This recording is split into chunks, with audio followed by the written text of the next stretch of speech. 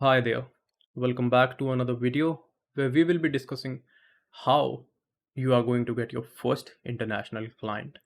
Now, this is a topic for which people have spent ridiculously high sums of money in buying courses, investing in personal mentorships, and consultation calls, but still they are not able to get their first client. So, today, by the end of this video, you will know the real, practical, and step by step approach that you should take to get your first international client. And after watching this video, if you start working on the process and you start right away, there is a high chance that within the next 1 or 2 weeks, you will be able to land an international client. The first one is what kind of portfolio you should have. See, by now, a lot of people would have told you how to build a portfolio, what kind of portfolio should you have, and all that thing. But when you are targeting the international market, the portfolio you are carrying for domestic clients, like for the Indian clients that you have, it needs a little bit of alignment and change. And what kind of changes do you need? Firstly, you have to completely ditch Google Docs. Because let me tell you one simple thing. If you want to make the kind of money which others are not making, providing the same service that you are doing, then you need to do something which they are not doing.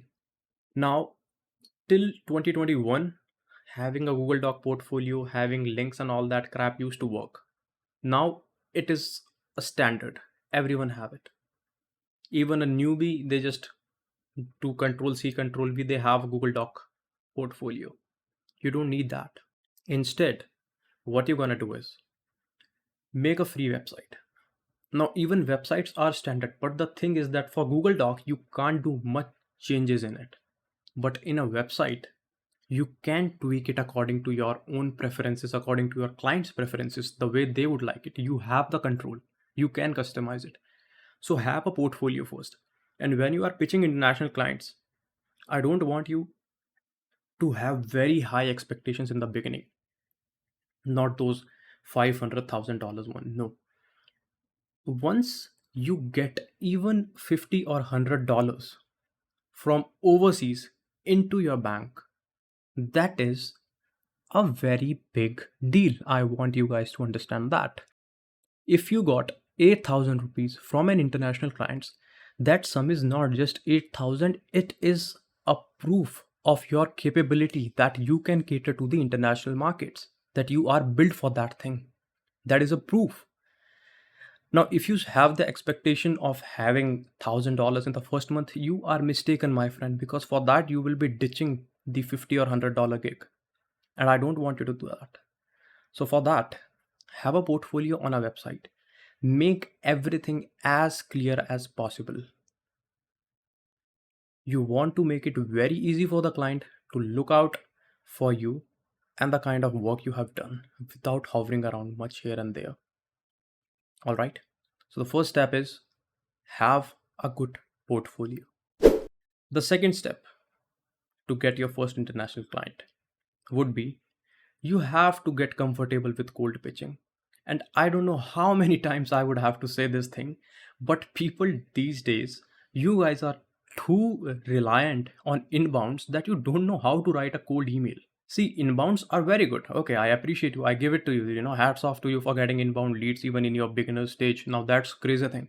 But if your conversion isn't good, like 100 people inquire, one person pays you, what is the point of having that inbound, to be real honest? Because the energy you wasted on the 99, it's not justified. Get habitual to cold pitching. And for cold pitching, I have made a complete different video. You can just watch it. But the thing is, for cold pitching, now we will say, but where do we find the emails? It's too difficult. We need these tools. We need email scrappers and all that thing. No, you don't. In the initial days, there is no need to spend money out of your own pocket. Instead, here's what you're going to do. Now, most people don't know how to out to international clients, and that is the number one bullshit I hear because it doesn't make any sense. People say that we don't know how to pitch international clients, how do we find their emails and all that stuff. But are you really sane? Because do you have your mind in place? Suppose you are working in a beauty industry. Can't you just go to Google, write down beauty parlors, beauty salons in Los Angeles, in California, in Canada, in Toronto, or somewhere else? Have it. They will show you a list of the best beauty salons over there. Head over to their website, go to their contact section, fill in the form, get their email, pitch them. What kind of lame excuse is it that you can't find emails? Now that's proper and utter, I'll not say bullshit, it's nonsense. Start working it. Until unless you start making a way out for yourself, you will never find the way. Another thing about cold pitching is that apart from the emails, you guys don't know how you have to pitch. And that's all right. That's all right. I want you to fail. I want you to send message to 20 people and hear from no one. I want that. And I'm saying it in my sane mind. I want you to get through a wave of rejections. I want you to fail. Because once you start failing, then you realize what were your weak points, where were you lacking, and then you start improving on them, and then the results are just bam bam exponential. And you guys are not ready for failures because as soon as you hit a failure, someone or the other is gonna pop up on your feed with, oh hey, you failed.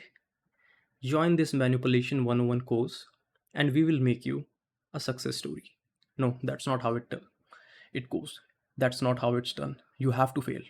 And the sooner you fail, the better it is. Third step, pitch to domestic clients first. Now, I know a lot of people, and for whatsoever reason, they are like, oh, we don't want to work with Indian clients. They don't pay, they don't respect your boundaries, there is no work life balance. They just, it's not the kind of stuff that we have with international clients. How many Indian clients have you worked with? If you have not worked with any, and you are saying these things just because somebody else told you this, you are stupid. Honestly, you are stupid. There are Indian clients who pay even better than international clients, but you gotta find them. And you are not gonna find them by simply crying, because crying is not a solution. Crying is just a temporary situation everyone who has something to sell wants you to be in, because that's how they sell you, right? That's how they target your pain points. And the longer you have the pain, the longer it's beneficial for them. Pitch domestic clients first, because I have a very solid reason to do that. And even I did it in the first place. I worked with Indian clients first before moving on to international. Because if you can't land a domestic client, if you can't convert somebody who is in the same geographical boundaries, who have almost the same kind of mindset and the environment that you are brought up in, you can't actually just go into another territory where the culture is a whole lot different, their mindset is different, and they just hire you. That's not how it's done.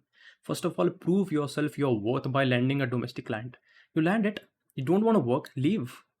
No one is going to sue you. You are not going to sue anyone. We all know that. But still, you have to make hype around these contracts and all that stuff. So that's your wish. But the third one would be work with domestic clients first. And the process to get domestic clients, that is way too easy, guys. You just have to write down the kind of industry you want to work in, see how many people are working in that industry, how many businesses are there.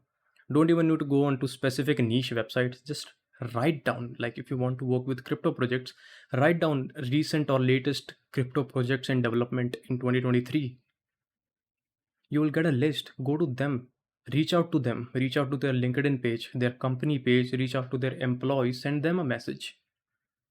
There is a very rare chance that you send out an email to 100 people, personalized email. I'm not talking about a generalized template. That shit doesn't work until unless you are in an agency. Once you do that, out of those 100, even if two revert, your efforts are justified. You know why? Because the cold emails you sent to those 100 people, they actually made you a better salesperson in terms of outreach. So that is going to help you. The fourth step is, do not restrict yourself to one or two platforms. Now, I know a lot of people who are like, I'm focusing on LinkedIn, I just want to focus there, I don't want to go on Instagram. See, don't see these platforms as just social media platforms. Just put a dollar in front of every social media that you have. Dollar Instagram, dollar LinkedIn, because clients are everywhere. You need to tap into those markets, you need to go there, you need to find them, and you need to pitch to them and then convert them. And for that, I don't care how many places you have to go, whether it is your Instagram, whether it is your Twitter, it's a LinkedIn, Reddit, Quora, anywhere, until unless you keep on pitching, the thing is justified. Do not restrict yourself to one or two places. That would be the biggest mistake in your career, especially in your freelancing career, if you are doing that. Initially, for the first 12 months, you don't need to restrict yourself. After that, you can be selective, because until unless you don't have options, you can't be selective, right? That's the thing. You don't have any option. You don't have clients. What would you get by being choosy of only being on LinkedIn when you don't have any client? All right, dear. I hope you understand. Now comes the most asked question and point number 5. Where do I find these international clients? So, see, one thing I told you about Google search, that's one way. Apart from that, if you check the description box of this video, you will find links to at least 10 or 11 freelancing platforms where you can reach out to clients, where you can find freelancing jobs for yourself. A few of the platforms where you can reach out and find good international clients, and these are the platforms that I have tried and tested. So they would be CareerJet, Marketer Hire, Writer Access, Wellfound, Dribble, FlexJobs, Simply Hired, Guru, Constant Content, Scale, and many others. So now you have a list of platforms. Now you're just gonna go there with the best possible version of yourself internationally and start pitching to them and see how it goes. Regarding cold pitching and getting their mails and all that, I already told you that shit, right? You can do the same thing on LinkedIn. Like if you found about any company, just go onto the company page, see the employees, find out who their human resource manager is, who is their technical recruiter, or who is the people's manager there, and reach out to them, ask them about the vacancy, the position. Apply on all front. Like don't just go onto the website and keep fill in the form and then just stop. Go to the website. From the website, go to their socials. From their socials, go to the person who is there, who is working there. Befriend him or her, ask her for a favor in this sense, and tell them that if you join them, you both will be mutually benefited, because you are not just going there for the money, because you will be delivering value to that stuff, that project, that organization. So that's a bilateral trade. So in that, this favor is good to ask because both sides have to gain something. The sixth point, and the most dumbest mistake which everyone does, is regarding follow ups. Now, I don't understand the majority who says keep following up 8 to 10 times, keep following until the person reverts back, something like that. No, there is a simple mantra to it. Just follow up 3 times, and that is more than enough. 3 times is more than enough for a person to, for you to understand that whether the other person is interested in you or not. Now, see, what basically happens is there are two kind of people. One who never follow up, and two who follow up a lot. So you have to be in the middle of these two. You have to follow up only 3 times, and if the person doesn't reply even after sending three constant messages back to back, don't have to reach out to them ever again. Now, see, the one thing is you send me a cold message, a cold DM, a cold email, whatsoever. I am not a free person who doesn't have anything to take care of. I have hundreds of things to do throughout the day. So the possibility of me skipping your message is really, really high. When you send it to me, again, the second time, like first time you pitched me, second time you followed up, then the chances of me seeing it becomes very much high. And then if you send it for the second time, you do a second follow up, then maybe if I skipped it in the first 2 times, I'll see it in the third one.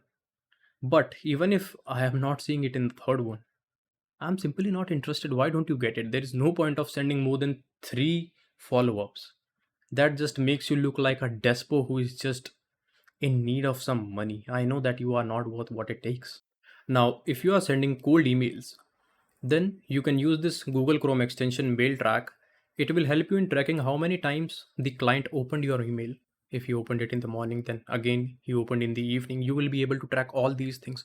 How much time he spent on your mail, and did he even open your email or not. This thing is going to help you a lot, because from that you can find out your open rate. This extension is going to give you everything, every information that you need. So this is going to be really helpful, and I want you to use it every time you send a cold email. So I hope you understand this thing. The seventh point is that how does the process of onboarding an international client looks like. The process is pretty much similar to what it would be in case of a domestic client. See, international clients, the thing is, you pitch them, all right, you pitch them, they liked your pitch, they say, we want to connect with you over call. You send them a scheduler, something like Calendly or TopMate. Make an account on both these things. It makes you look professional. Most people will do is like, yeah, you want to schedule a meeting? Okay, let's have it at 11 a.m. and I'll send you a Google Meet link. No, send a scheduler. Let the other person decide what time is most optimum for him. Make it a little bit professional. These are the small things that differentiates you from an ordinary freelancer. Think of it. I send you a Google Meet invite 10 minutes before the meeting, or you getting a notification in your Google Calendar that you have a meeting scheduled with Vaibhav at this and this time. Which one looks more good? After that, you will get on the call and you will discuss everything. On the first call, just give a brief about the pricing. Okay. I want you guys to discuss the pricing upfront, because most people, what they do is they do not discuss about the price because they are too overwhelmed that an international client is talking to them. The thing is, you have to make it real clear, and you should have a good idea that whether the other person is interested in your services or is he just wasting time. Because if he is interested, you need to tell him that I need time to think about the finances. All right. I need time to come up with the best possible pricing that works for both of us without we have to cut any corners. So for that, I need time, because I don't want to make it in a hurry and come to a conclusion that's not fruitful to any of us. They will give you the time this thing works. All right. Then you're going to think about the pricing and all the efforts you would be putting in. You will send them the pricing, you will send them the proposal over mail. They're going to get it, they're going to sign it, and after that, you start the work. You discuss where you have to carry your communications, whether it is Slack, Telegram, Discord, WhatsApp, LinkedIn, or anyway. Okay, that is as simple as that. There is no such high profile process to onboard an international clients. It's just like you are signing up another human from another country to work with you, and you want to make it as easy as possible. And the last thing in the list is again back to the thing that I told you earlier. You have to prepare yourself for failures, because in the first 3 or 4 months, this whole process is going to take a lot of your energy. It's going to drain you out, and you will feel like quitting up 5 times a day, because this is going to be tedious. But if you do it the right way, you do it for a few months, you will be able to get an international client who is going to pay you, who is not going to exploit you to that extent where you feel like this shit is not worth it. And this thing is going to build your confidence. So if 50 mails are not opening, your conversion rate after sending 50 cold emails is zero. There is something wrong with your email. Find out what it is. Is it your subject? Is it the content that you are doing? Is your body, the whole email content is sounding too salesy? What is the issue? 50 people not opening something means that there is something wrong that you are doing.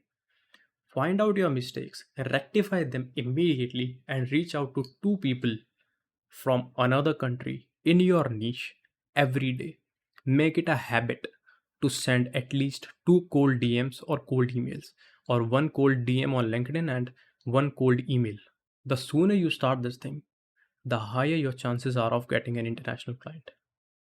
So I had asked a few of you guys to comment down the basic problem that you are facing with getting international clients, and a lot of you commented on that post. So I hope I have answered all your queries. If there is something else that you still want me to answer, you can just ask it in the comment section and I'll get in touch. That's it for this quick video. I hope it helped. And if you have something to add or if you want something to ask again, you can write it in the comment section. Do like this video and subscribe the channel if you want more such content. Until then, I am Vaibhav, signing off.